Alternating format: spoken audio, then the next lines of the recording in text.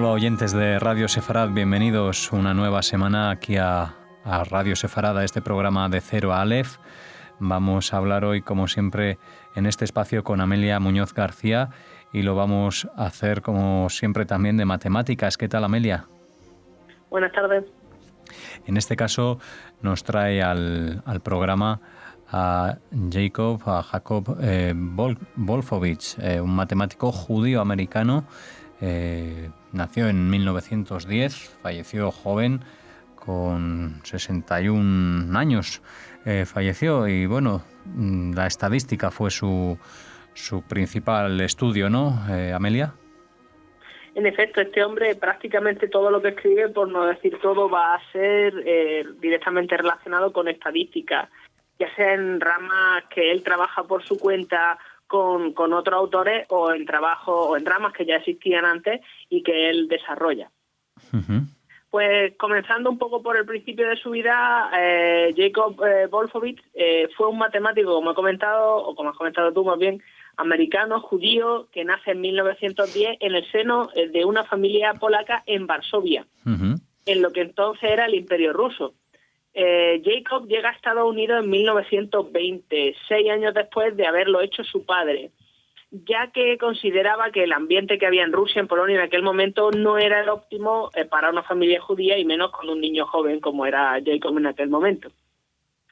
Pues bien, Wolfowitz acude al instituto en Nueva York y posteriormente a la universidad, entre 1927 y 1931. Cuando acaba se encuentra con un problema, bueno, que hemos vivido de cerca aquí en España, es una depresión económica. En el caso de Wolfowitz lo que se encuentra es la Gran Depresión. Y como consecuencia no va a encontrar un trabajo en una universidad ni va a encontrar una beca que pueda ayudarle en sus estudios de posgrado. Así que lo que hace es que decide hacerse profesor de instituto.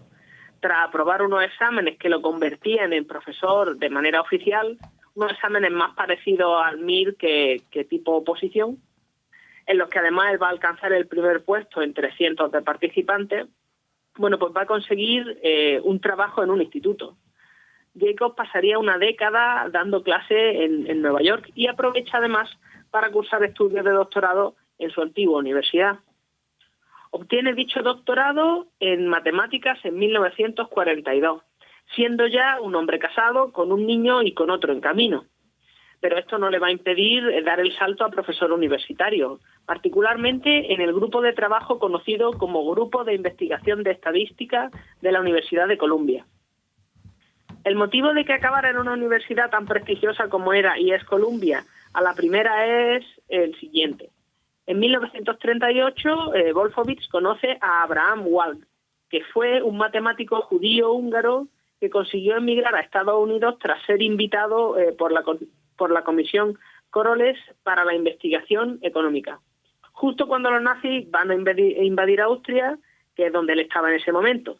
Wald, que estaba siendo ya acosado por los nazis, él y su familia, llega a Nueva York para estudiar estadística en la Universidad de Columbia. Se hace amigo de Wolfowitz cuando Wald era ya profesor de estadística en 1938 y comienza una colaboración fructífera para ambos. A través de Wald, Wolfowitz va a encontrar un hueco en el grupo de Columbia, avalado por la calidad de los artículos que va a escribir en colaboración con Abraham sobre inferencia no paramétrica, sobre estadística. Bueno, la estadística inferencial lo que se dedica es a determinar propiedades de una población a partir de una muestra por medio de inducción. Entonces, bueno, la idea es que se genera un modelo que se ajusta a esta población y se puede a partir de ahí predecir, entre comillas, lo que va a pasar. Probar una hipótesis, es decir, responder sí o no a una pregunta, estimar una característica numérica, describir la asociación entre dos sucesos, lo que se llama correlación, etcétera.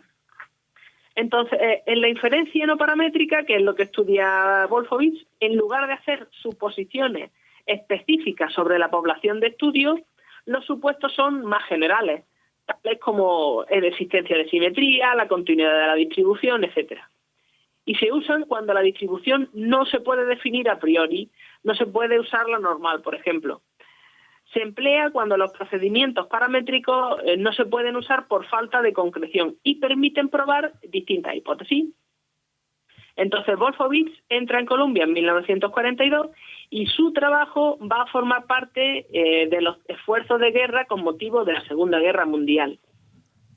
Cuando acaba la Segunda Guerra Mundial, Jacob acepta un puesto de profesor asociado en la Universidad de Carolina del Norte, en Chapel Hill, aunque va a estar allí trabajando poco tiempo. Un año después, en 1946, se traslada de nuevo a Columbia, en buena parte para poder estar cerca de Walt y poder continuar trabajando con él. Y bueno, lo que prometía ser una larga colaboración se ve truncada por la trágica muerte de Walt en 1950, al estrellarse el avión en el que iba a la India. Él iba a dar una conferencia y muere en este accidente, y como consecuencia Wolfowitz ya no tiene ninguna atadura en Columbia, o al menos no tan fuerte, y en 1951 decide aceptar un puesto de profesor en Cornell University. Bueno, hemos comentado que uno de los intereses de Jacob era la inferencia no paramétrica. Otro de sus campos de estudio, desde casi el principio de su carrera, fue el análisis secuencial. El análisis secuencial es el análisis estadístico en el que el tamaño de la muestra pues no se fija de antemano. Se evalúa cómo se recogen los datos, no los datos en sí, y se para cuando se cumple una regla predefinida, en cuanto se aprecian pues detalles significativos. Lo crean Walt y Wolfowitz en el Grupo de Columbia durante la Segunda Guerra Mundial para usar como herramienta de control de calidad durante la guerra. Pues Wolfowitz publica en análisis secuencial en dos periodos, a finales de los 40, a principios de los 50 y posteriormente a comienzos de la década de los 70, normalmente en colaboración con otros autores. No creamos tampoco que su periodo en Cornell va a ser monotemático.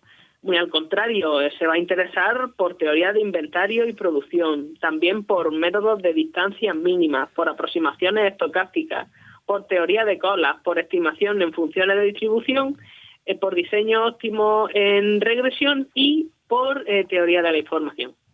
Con respecto a la teoría de colas, bueno, pues esto es el estudio de las líneas de espera dentro de un sistema, analizando aspectos como tiempo de espera medio o capacidad de trabajo sin que el sistema llegue a colapsar. Por ejemplo, ¿cuánto rato te pueden a ti dejar esperando antes de que tomen medidas drásticas y abandonen la cola o abandonen el servicio, etcétera? Tiene infinidad de aplicaciones, por supuesto, por ejemplo, en la informática, en ingeniería, en transporte, en logística, en telefonía y en producción, en ingeniería industrial y también en televisión. Además, en 1961, Wolfowitz escribe Teoremas de codificación en teoría de la información. Este libro, que tiene gran trascendencia en su campo, está pensado para introducir los teoremas probabilísticos de teoría de la información sin necesidad de tener conocimientos previos de dicha rama. Y dado que la teoría de información está evolucionando muy rápidamente, Jacob va a actualizar su trabajo ampliando secciones, eliminando o añadiendo capítulos. Y lo que más gusta en matemáticas, que suele ser presentar demostraciones alternativas y más cortas o más elegantes a resultados probados previamente. Uh-huh. Este libro tiene dos ediciones posteriores, en 1964 y en 1978, ambas muy revisadas y bastante cambiadas, y está considerado un clásico dentro de teoría de la información. Además, dentro de esta rama de estudio, dentro de teoría de información, Jacob va a probar un teorema en el siguiente entorno. Mira, mientras que Shannon, que fue un matemático de teoría de la información, va a demostrar que el error de bloque no puede hacerse infinitamente pequeño si el volumen de información supera la capacidad del canal, Wolfowitz lo que va a demostrar es que, en efecto, ese error converge a 1, y como consecuencia el teorema de Shannon va a empezar a conocerse como el teorema débil actualmente. Para que nos hagamos una idea, el error de bloque es un tipo muy común de error, sobre todo en televisión digital, en particular en aquellas que utilizan compresor de imagen. Y lo que indica es la presencia de mucho ruido en el canal de transmisión, es decir, que la información se encuentra con otras informaciones, con errores, y suele acabar con la transmisión, aunque usualmente es solamente una cosa menor. Y lo que a nosotros nos afecta es que en vez de ver la pantalla completa vemos un cuadradito negro o un cuadradito negro seguido de cuadraditos negros al lado. Entonces, en el momento en el que vemos eso, estamos notando este tipo de error. Bueno, pues llega 1970 y Wolfowitz decide aceptar un puesto en la Universidad de Illinois. Uno de los motivos por los que va a cambiar después de 19 años fue pues por su preocupación de que no le dejaran continuar trabajando después de la edad de jubilación, es decir, a partir de los 65 años, que era el tope del Illinois. Así que se traslada a esta universidad, en Illinois, para estar otros 8 años, hasta su jubilación obligatoria, por edad a los 68. Y ni corto ni perezoso se traslada a partir de entonces a la Universidad Southern Florida, donde ocupa un puesto de profesor distinguido. Me gustaría a mí señalar que Wolfowitz pasa varios años en el extranjero, cursos sabáticos que va a estar en la Universidad Technion, en Haifa, en Israel, en 1957-58 y de nuevo en el 67. En París también en el 67, en Heidelberg en el 69, y además va a recibir una beca Guggenheim durante el curso 66-67, así como un doctorado honorífico de la Technion en el 75. Va a ser nombrado miembro de la Academia Nacional de Ciencias en 1974 y pertenecía también a la Academia Americana de Arte y Ciencias, al Instituto de Matemáticas y Estadística, de los que recibió los nombramientos de conferenciante Valls y Ries, y además fue presidente durante un tiempo, la Sociedad Econométrica, que fue una asociación internacional de economistas, que es una asociación internacional de economistas, y el Instituto Internacional de Estadística.